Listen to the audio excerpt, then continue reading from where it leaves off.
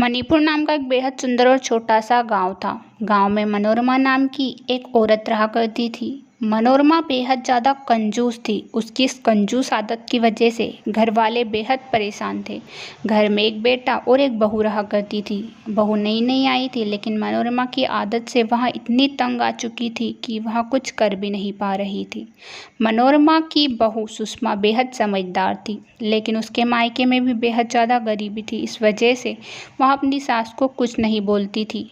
सुषमा हमेशा अपनी सास की इज्जत करती थी, लेकिन मनोरमा को तो कोई परवाह ही नहीं थी अपनी बहू की। वह 2 वक्त का खाना भी अपनी बहू को सही से नहीं देती थी।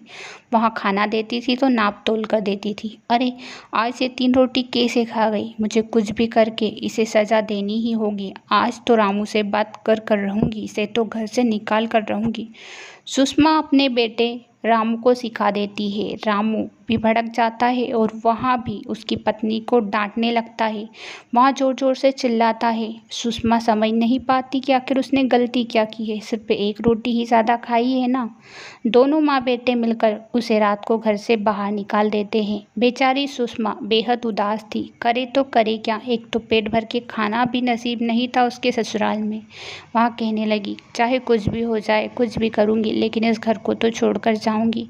आखिर ऐसी कैसी ज़िंदगी जहाँ पर 2 वक्त का खाना भी सही से नहीं खा सकते। वह अपना ससुराल छोड़कर चली जाती है कि रास्ते में उसे एक परी मिलती है।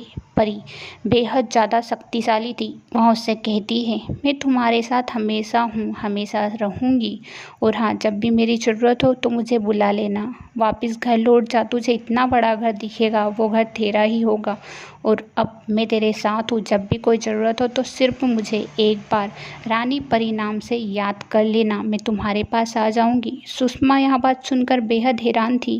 उसकी किस्मत बिल्कुल बदल चुकी थी। उसका इतना बड़ा घर था कि उसके सास और पति दोनों हैरान थे। सुषमा अपने घर में अकेली ही थी, लेकिन फिर भी उसे अच्छा नहीं लग रहा था, क्योंकि उसे फैमिली के साथ रहना ही अच्छा लगता था।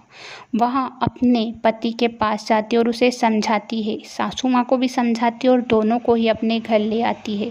सासू माँ उससे माफ़ी मांगती और कहती है, मुझे माफ़ कर दो बेटा, मैंने तुम्हारे साथ इतना गलत किया, फिर भी तुम कितनी अच्छी हो। जब तुम्हारा समय बदला तो तुम्हें सिर्फ हम चाहिए थे, ना कि पैसा। मैं अब से ये सब बिल्कुल नहीं करूँगी, अपनी आदत सुधार करूँगी। रामू भी अपनी पत्नी से माफ़ी मांगता और दोनों सुधर जाते हैं। नेक्स्ट कहानी के लिए चैनल को सब्सक्राइब करें, वीडियो को लाइक करें, बेल आइकन को जरूर से प्रेस करें।